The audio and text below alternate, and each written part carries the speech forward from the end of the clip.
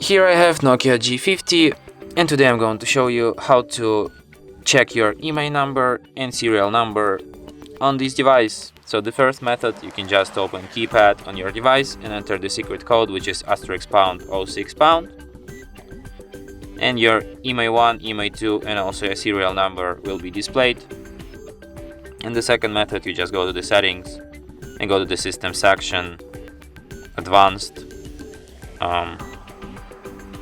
not system, excuse me, just go to the about phone section, and here you can find your IMEI1, IMEI2, and also in model and hardware you can find your serial number. And that's it. Thanks for watching. If you find this tutorial useful, don't forget to hit that like button and subscribe to our channel.